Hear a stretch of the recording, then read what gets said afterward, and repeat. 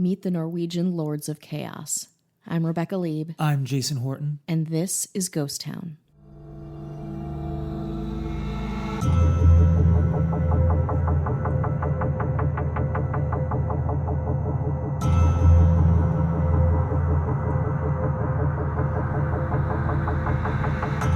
So this is a little bit of a vanity episode for me, but I think it'll become an interesting and enjoyable episode for everybody, not just me. Okay, because I can only hope. It checks off a lot of boxes, and that's like important. that. I like People that. I have an interest in music and like the history of music, especially the nefarious side of it. We'll get into a little true crime. I hear people are into the true crime. Some people are. 4 people are into the true crime. Yeah, it's not cool right now. It's really gross. Maybe but some people are into it will be. Yeah. It will be. And a little bit of Satanism. A little bit of murder. Sounds like a recipe for fun. Church burning. I'm going to, this is weird, like I'm trying to find like the focus of the discussion because there's a lot to unpack with this. Yeah. But the kind of focus will be the kind of, well, it's all the dark side of it, but the darkest side of black metal in Norway. I know, this is like, I'm getting very intrigued by all of this. Yeah. And the interest for me is I was kind of familiar with this story like pre-internet, but of course with internet, the information is a lot more robust. The black metal scene, like, and if people are listening, because listen, I would take it very seriously if somebody was talking about some, a genre or a subject and, was not 100% informed. Yeah. The black metal scene is not my forte. Like, mine would be more of the hardcore punk, maybe thrash metal. There's so many genres, subgenres, extreme metal, thrash, death metal. We can go on and on. And it's nuanced, but it's important to the people that it's important to. And I'm one of them, but I don't claim to be an expert, so I'm just putting that out there. I'm doing my best, but I've always been very familiar with and very interested in the black metal scene in specifically Norway in late 80s, early 90s. Awesome. Also, there is a movie coming out called The Lords of Chaos, which features Rory Culkin. Oh, Culkin. Yeah, interesting. Do you know who Sky Ferry is? Yeah. I want to say Fury, but it's not. It's not Faria. Yeah. She's a singer and an actor and like a model. I actually saw her perform. She's at good. The Ace had like a Sundance things. They showed a movie and had a performer. And Michelle is the one that actually got me into her. So I happened to be there, and she was great. I mean, I really she dig opened her. for someone really famous. Yeah, for a while. She's like very cool. Yeah. When those people are so cool. Yeah. And it's not a negative thing, but it's like, you're so cool. Yeah. It's like when we guested on Lizard People, and the engineer is like the coolest. She was like, we went to her cool apartment, her cool cups, and her cool hat, her cool hair, cool like computer and prowess. It's all put together effortlessly. How? Yeah. How?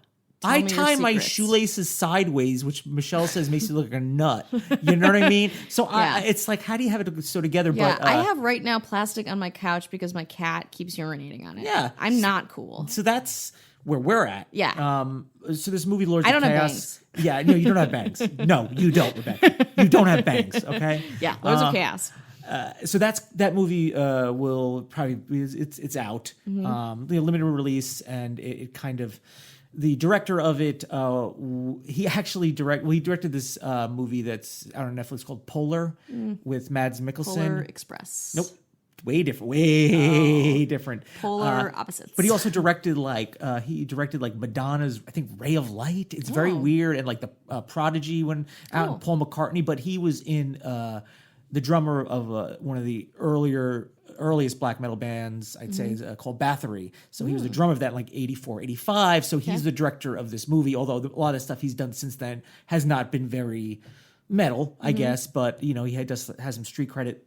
The people are like, everyone is speaking English with an American accent essentially for the most part, and it's Norwegian. Yeah. So we are going to get into, so that kind of ties into it a little bit. So I was like, you know what? Let me go back and look at articles. I watched a documentary that was all in Norwegian. It's subtitled, but it's also an old documentary. So I'm like kind of like listening to it. And I am then impressed by your level of research. when it comes to like music based stuff, especially, kind of the subculture, it's just always very interesting, but then that's not new. Like Jerry Lee Lewis was a bad dude essentially, right? Horrible. You know what I mean? So it kind of goes, then you have like, the Notorious of Motley Crue and just so many different artists of different genres. But wait, who do you think is the best musician? Like the kindest, nicest? Like musicians can be such horrible people. Yeah, like who's like the Tom Hanks of music? Oh man, I don't like Forever or I don't know. Like Kenny Loggins or like. No, I think he raped like poisoned. Yeah, I think he put poison in the oceans or something like that. I don't know.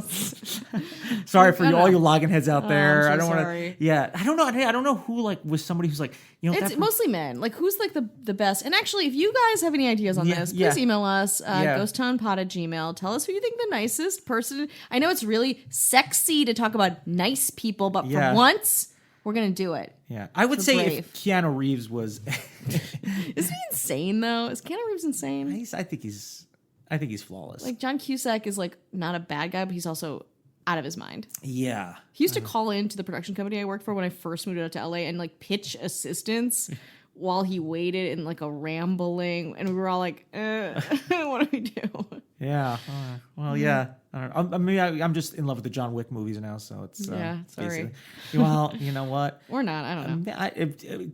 Am I a white male with disposable income? So I do, and by disposal I mean not very disposable, but I'll use it to see John Wick. Yeah. But you were talking to me about Breakfast, which had my interest in the movie. Right. Then we'll get into. It's going to get really dark after the Breakfast. So you guys use this opportunity for me talking about this breakfast phenomenon to prime yourselves for the darkness. Yes. But first, the light.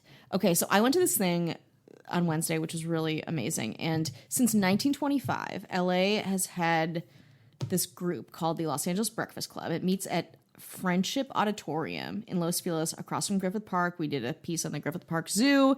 It's really close to there. And basically, it's like I was there... And there are people of all ages. Every week this happens. People gather at 7 a.m. to eat breakfast, say the Pledge of Allegiance. Like there's like a sing-along. Is it in a? Are they saying the Pledge of Allegiance in a way that's like a very like to be like very pro? Yeah. Patriot? A lot of these people are veterans and they're very old. So this is not like a hipster. Okay. This is like an old ass thing. Roy Rogers used to be a part of it. Okay. Or Will Rogers, Roy or Will, I believe. So the Will Rogers, isn't there a museum? Yes. So probably Will. Yeah. I'm probably messing that up. And so there was a table that's dedicated to him. Every member wears a pin. All the guests are formally introduced. And then the people who are new members are initiated there. And so they have been doing this since 1925. So there's like a wealth of rituals for the first hour. In the second hour, they have a lecture by God knows who. Last time it was the Night Stalker. Next week for Valentine's Day, it's the history of tenderness. So it's just like across the board, and it was. How do people handle like when because you went during like a crime based one, right? Yeah, I went for the Night Stalker one, which is and great. Are people like really? I mean, I'm assuming they probably can take the temperature of the room. They're pretty receptive to whatever it is they're talking about. Yeah, I mean, everyone's a weirdo. I was one of the youngest people in the room. Well, there was a couple of us, but it was like me and this 12-year-old at this table, and then people who were about 65, 70. So it was such a cool thing that I feel like in LA there's so many events that get affected by shit and like other, like whatever, like sponsored by this, and you're like, no, this is just one thing that's pure. It's people gathering together. I think a lot of the people there, it was like their weekly social outlet in a lot of ways. And it was just completely unadulterated by LA garbage hype. It was very pure. And if you live in the LA area, I would recommend going. They have Facebook events for everything. The LA Breakfast Club. And the most important question, which we're all thinking about, is how is the breakfast? okay. It's okay. There's bacon. There's a lot of egg. There's like 4 different egg dishes. There's cottage cheese, of course. Pancakes? No, there's some waffles though. Oh, waffles. Okay, so there's waffles. something where you can put syrup on it. Yeah. Yeah. You have toast and bread. Yeah, I mean, it's pretty solid. Again, it's in a giant auditorium. They cater it every week, so it's not going to be like, amazing top tier breakfast. It's going to be salt of the earth, Navy veteran style, eggs, maybe some hot sauce if you're feeling crazy, but mostly just like ham and eggs. All right, yeah. Sounds There's very... a crypto-quip that they do there. It's very, it is of its own space and time. Yeah. Highly recommended. When you were there, were you like, I feel like I could be in a different city right now? Yeah, absolutely. Which I kind of like that. I mean, I love Los Angeles, and I say that all the time, but I like being, sometimes when I'm pleased, I'm like, I feel like I could be anywhere. Yeah. Anywhere in the United States. It was timeless and placeless, I would say. But I also feel like, I mean, the idea of habit in LA and doing something with friends every week is so foreign to the culture here, So, I just feel like it's a really special thing. And LA has a bunch of weirdo, it's like weirdo culture meets Midwest habit kind of a thing. It's really interesting. Yeah. Yeah. Well, you should go check that out. And then you should also check out patreon.com/ghosttownpod. 2 bonus episodes a month, or you can get mentioned on the show. Check it out. It helps support the show for us to travel and do cool things. Yeah. You know what I mean? Absolutely. How about a break? Okay. So, yeah. Are you ready for some darkness? I've been... Norwegian darkness? Because it was also very rainy today. Yeah. So which I love it. It's so cozy. I've been spending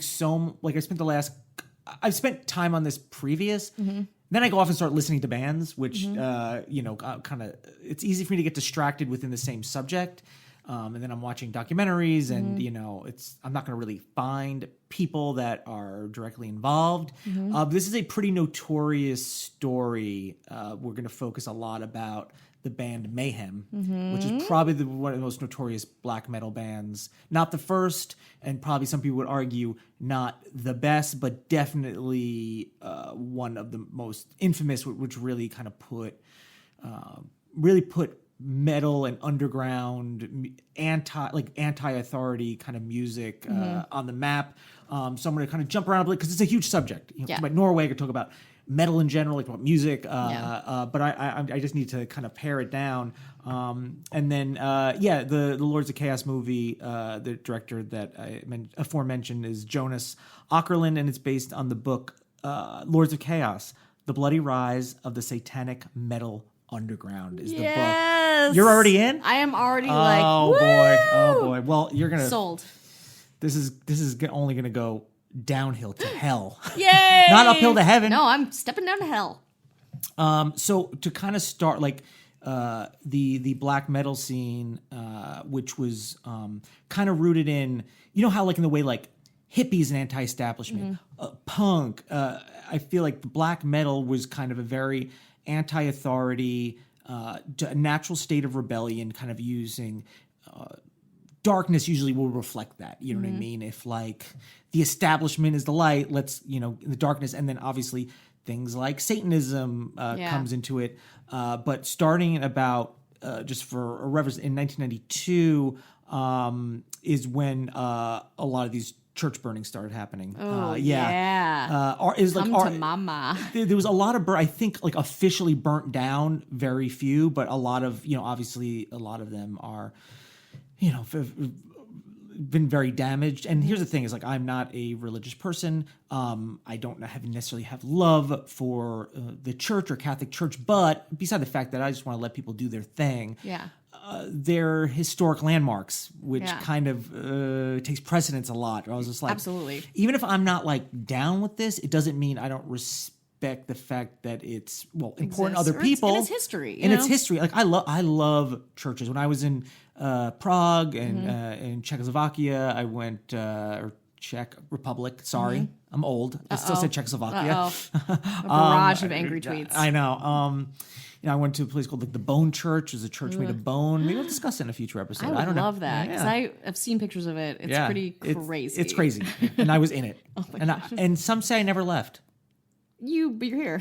Oh. You left. You actually left. Oh, You okay. actually had a dinner reservation you had to go to. Yeah, so I was you had like, to cut out. Yeah, I was like, sorry. Hard Rock Cafe check is calling. Check McDonald's. By 1996, there had been 50 attacks in Norway, and some of them were like hundreds and hundreds and hundreds and hundreds of years old. Because it's Europe, it's older than the U.S. Everybody, some say yes. Probably the first historic 12th century church was the Fantorf Stave. Again, I don't speak so Norwegian. sorry, Church, which was burnt to the ground and photographed and put on the cover of the album by Burzum, which is the EP was called ASKE, which means ash. So we're going to reference this guy. Okay. He burnt down a church. He had a band. It was really just him. Burzum was just him, who'd be kind of a focal part of the story. But he burnt down a church and then took a picture of it. And he's like, and put it on an album cover. Okay. That won't be that is not going to be the most egregious and worst album cover I'm going to be mentioning on this episode. People are really but people understand the importance of an album cover, which I respect. So now I'm going to get into the history of the band that still exists called Mayhem. And when people talk about black metal, and if you research anything about black metal, especially when it comes to Satanism, church burnings, Mayhem is the center. That's what they made, wrote a book, and now they're making a movie because it's so notorious. And it's what's also hard about a lot of these, talking about a lot of black metal, and some, not all, because of how extreme it is, there's some waves of kind of like loose Nazi and nationalistic stuff, anti-Semitic, and it's not everybody, and I'm not making any excuses for any of it because there are zero excuses, but I'm just saying the way it's where it's not everybody, because I just don't want to lump everyone into the same thing. And then a lot of times, usually people like denounce it. It's like, yeah, listen, I was, that's what I thought, whatever. It's like, I don't think that now. Most of the time kind of change their tune for whatever reason. That doesn't necessarily make it any better or any more correct.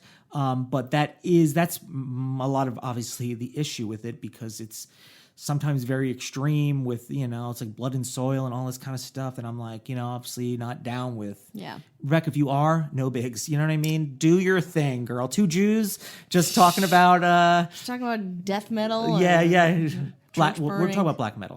See, that's gonna get you in trouble. That's gonna get you in big trouble. Okay. Oh God. Okay. Will you forgive me? You get it's 75,000 strikes and you're out. So you're good. Okay, I'm good. I have about 5,000 left. So we're going to talk about the band Mayhem and kind of how they started. So the former singer of the band, and the name I get Per Yngve Olin. Let's go by his street name, Dead. He's like, let's cut the middleman. Let's make it real simple. Yeah, Dead. And you know how some people are like, you see a lot of bands and a lot of it is a lot of like pomp and circumstance. And sure. This guy meant it. Yeah. And you're going to find out why. Can't wait. So he started the band with Jan Axel Blomberg, Hellhammer, which was another popular kind of old school black metal. Yeah. Presumably hammering things hellishly. So the singer Dead, he was kind of known to have obviously some kind of mental problems, depressed, frequently tried to commit suicide. You ever watch or see like a metal band? They have like the corpse paint, which is like the black and white, which is so cool looking. Yeah, it's really great. It's like they took what Kiss did and was like, let's like pare it down and make it even more fucking badass. Yeah, it's so cool. Yeah. It's like we're gonna take the glam out of this, baby. So he was kind of one of the.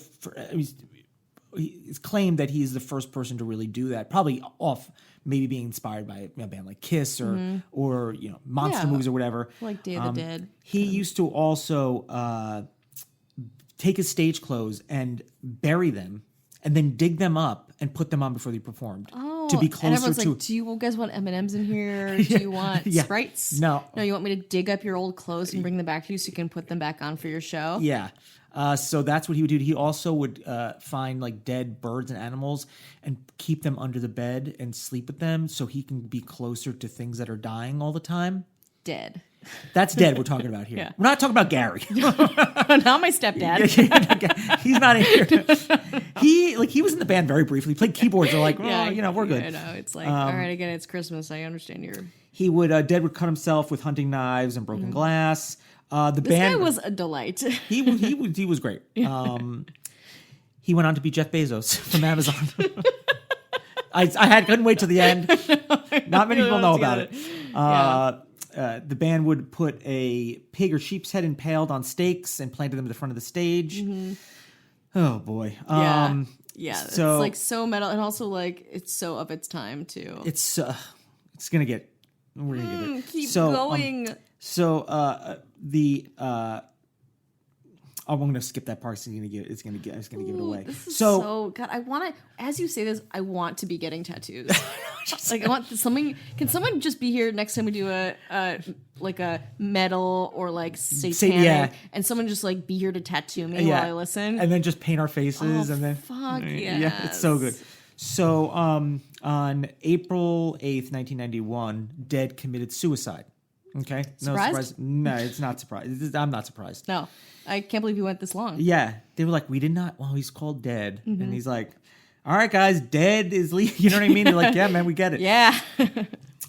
So the band owned a house. He killed himself in there. Now he was found, a homeowner. Yeah, he was a homeowner. He was found by, and this is a very another important person. He went by Euronymous, I think is how I'm pronouncing it. He had slit wrist and a shotgun wound to the head, and a suicide note that. There's a couple different translations, but it's What do you think happened? You think like he slit his wrist? He was like, "This isn't fast enough. I'm going to shoot myself in the head." Probably just like kind of just totally went. I mean, I think just really like lived and died it. You know what I mean? Yeah. And the note said very politely, "Excuse all the blood. Cheers." Cheers. Or like excuse all the blood. Like keep on rocking. You know what I mean? Yeah. Like something like that. Oh, that's cute. And then also an apology for firing the weapon indoors. Oh, for a guy that's named Dead. Yeah. Like that's a really cordial, thoughtful message. He was he was very, very it wasn't polite. like a Well, you were asking who's the nicest I mean, politeness? We're looking at it here. I'm sorry. That's right. I don't know. Excuse me. No, he would have. Sorry, he's more polite than Kenny Loggins. That's probably true. He would have gotten some kind of solvent to clean the blood, though. Yeah, he he's could have not left there something yet. out there. Yeah. Okay. Well, you might be surprised the fact that Euronymous didn't call the police. Oh God. He went to a store and little throwback bought a disposable camera. Nice. Took a picture of it or several pictures of it. Respectful. And rearranged some of the items too to kind of like stage it a little bit better. And then one of the photographs was used on a cover of one of their bootleg albums, which is a very famous bootleg album called Dawn of the Black Hearts. Can any of this be put on Instagram? Not this album cover, because the album cover, and which I've never purposely seen before, and obviously in my research I had to do it to talk about it here, which I would not have normally done.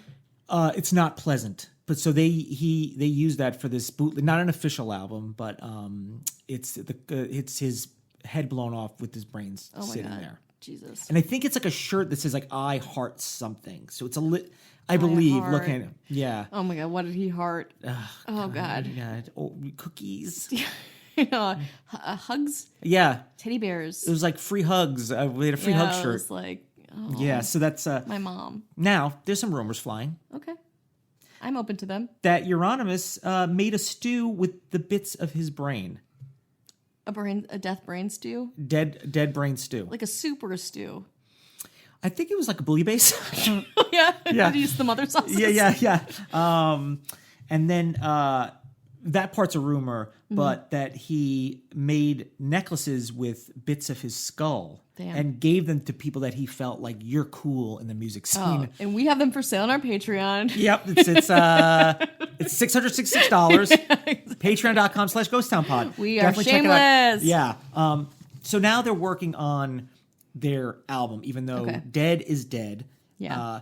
working on this is probably their most famous album, and in the black metal scene, it is called De Mysterious Dom Satanas, which translates to Lord Satan's Secret Rites. Right? So this is a regardless of what you think, but this album is extremely important to music because of how it kind of came about and what else happened because of it. But it is like that album. And that album they recorded between 92 and 93, came out in 94, just for you music people out there. Nice. So Uranus, whose name is Oystein Arseth.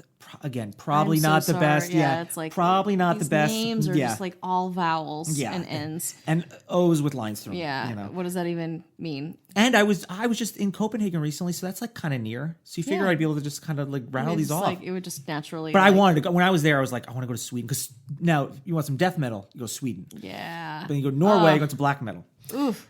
So now we got Euronymous, right? Who's kind of becoming like just listening to interviews about him, because he's kind of like the center. He's like, I am black metal. Yeah. Like he had his like house/record store called like Helvete, which stands for hell, which was kind of like this like meeting place for people. It was just, he was kind of a weird,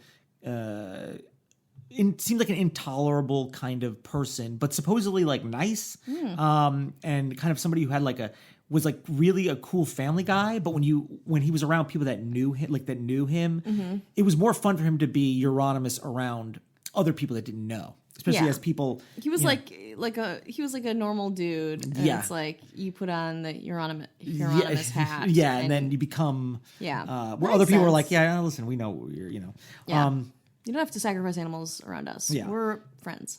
So now we introduce another bass player comes in the mix. Varg Vikernes. Okay. Also goes by the Count.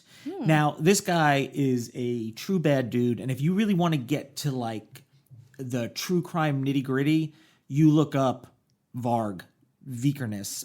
Because where did they find him? Where did they dig him up? He was friends with Euronymous, and Euronymous thought he was just so freaking cool. This guy is the one that it's like kind of he becomes kind of the person that is the most synonymous with. He's the one I mentioned that was burned down the church and put on his album, the album for Burzum, for Ash. Yeah. He also is somebody that, and you ask these people like, are you a like neo-Nazi? And they always skirt around. It's always kind of like, sort of, not really. There's part, you know what I mean? And it's, because it's not like, because, even back in like the days of like the Sex Pistols, like Sid Vicious wore like a swastika. Yeah. And here's the thing, is that right? No, but everything was very like, we want to shock you. And I think a lot of it Which I used to love about that, like as a young, of course, very depressed art student. Like I love that. But nowadays it does feel very like, I get it. You're not like taking back the swastika. Like there's so much embedded into that symbiology. Yeah. It's like, okay, don't bother. Like what are we doing here? But I can understand that people ignorantly and stupidly do things to shock you, to shock the establishment or whatever. And I think a lot of it is because of that. I can't really speak for it. Euronymous and I'm going to call him Varg, eventually did not get along very well. Because on August 10th, 1993, Varg murdered Euronymous. Says he was self-defense. I did not see that coming. After all the church burnings, he was just like, let's see. Yeah, but it's like, come hang out with this cool band and then end my life. When they were in the band together. You know what I mean? They recorded this album, De Mysterious Dom Satanas. I probably should have learned, but you get what it is. You guys get it. So, there was a confrontation. Varg says, it was self-defense, but you could see a lot of the offensive wounds are in his Euronymous' back. So, damn. Yeah. So let's see. 23 cut wounds. 2 to the head, 5 to the neck, 16 to the back. Whoa. Yeah. He says that not such a cool guy, huh? No, Euronymous. That Varg says that Euronymous plotted to torture him to death and videotape the event. and using a meeting about some unsigned contract as like a pretext to kind of get together. And he claimed he intended to hand Euronymous the signed contract and tell him to fuck off. This is a quote. I don't curse on here, but I'm quoting. Yeah, you're just being a historian. Euronymous attacked him first, which is based on this guy Varg, probably not true. Yeah. Not to say that both people weren't aggressive or whatever. Varg defends, most of the cut wounds were caused by broken glass because he had fallen during the struggle. Varg was arrested within days, and a few months he was sentenced to 21 years in prison for both the murder and the church arsons.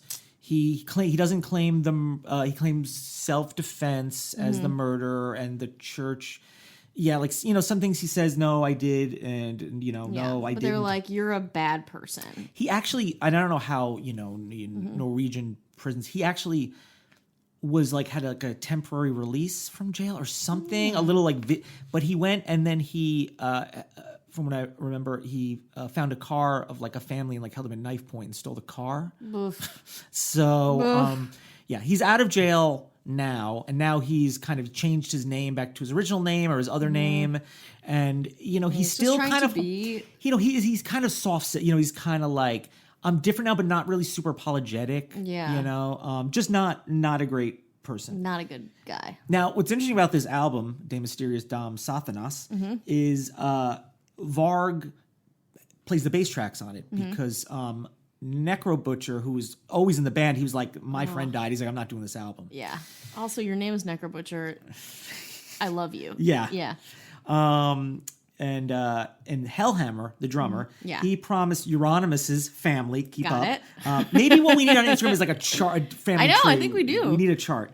That he says the Lemp ones that that I he never would made. re-record Varg's bass parts because it's hey, listen, the guy who killed our son, Yeah. his bass, can't you just take them out? Why are we celebrating that? And he's like, yeah, definitely, I'll do that. But then he, to quote, I thought it would be appropriate that the murderer and victim were on the same record. Why is that appropriate? Who thinks that appropriate? Well, that's the thing. It's not. See, you're thinking what's appropriate.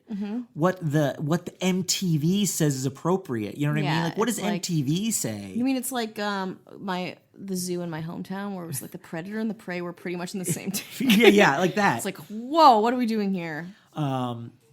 So, and then from there, kind of, Mayhem continued to be a band and some different versions. People say it's not the same thing. And that's kind of the story with that. Now, I was kind of wondering, what did people in Norway, because I'm speaking about Oslo and Bergen mostly. And it seems like that, it's oh my God, well, black metal must be huge there. But what people say is to people in Norway, black metal isn't huge. It's these bands are from Norway, are huge in other places. Yeah. So they say it's similar to places like bands in America where you're are you still around? And it's no, they tour Europe constantly. Yeah, and they're huge there, but you're here, you know what I mean? They play a fair or something like that. So, and then also the fact that black metal, used to be a very underground, there was a lot of, planning of, church burnings, you know what I mean? There was, there was another guy in this scene, maybe his name went by Faust, where he killed this dude because he was this gay dude. You know what I mean? It was really, and he was the drummer of the band Emperor, which is another popular black metal band. Just throwing that in there for you people that that want to hear a little extra. Yeah. It's tough, and some of these people go on later on to be they either dismiss it or discount it, but still things happen. Yeah, some people aren't really apologetic. No, because it's in their head, and that's their way of being, rebellious and anti-authority. The Satanists and Satanisms and this black metal inner circle. We talk about the Church of Satan on our very, very not famous episode, but great episode, the Black House. Black House. Yeah, they said the Church of Satan was too humane. Wow. Because the the Satanism, as far as we know, the Church of Satan is as far as I'm concerned, pretty chill. Yeah. Pretty sensible. Every religion has an extreme. Everyone has an extreme. Yeah. Everyone has things where you're I agree. Yeah, exactly. That makes Even sense. the I'm Church down. of Satan. Yeah. So their version of Satan was more anti-authority. What is the opposite of whatever you're doing, and how extreme can we go? Yeah. It seems so dog eat dog. Nobody matters. everyone can die at a moment's notice or be decimated. Yeah.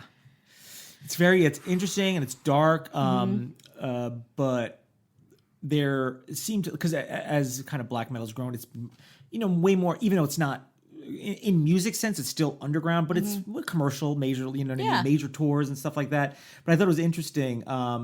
In the 2015 edition of this festival called Blast Fest, which is held in Bergen, was opened by the person who opened it, to present it, was the mayor of Bergen.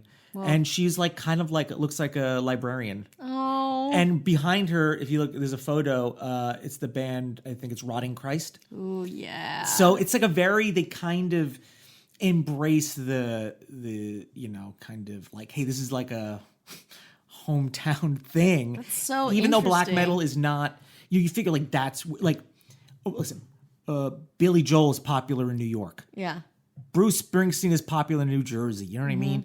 I don't know. Red Hot Chili Peppers are popular in California. I don't know, whatever it is, you know.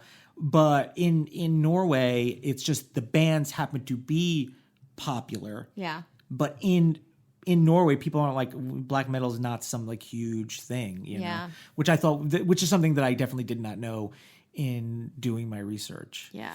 Ooh, God, that is so interesting. And if there's kind of just giving a real skim of the history, because I'm talking about 20, 30 year history of it and the music, and I'm so excited to talk about it that I was I want to talk about all these more nuanced things, but I think for the sake of an interesting story, a nice entryway into black metal. Black metal. Yeah. I it's a nice entryway. It's a nice entryway. Oh.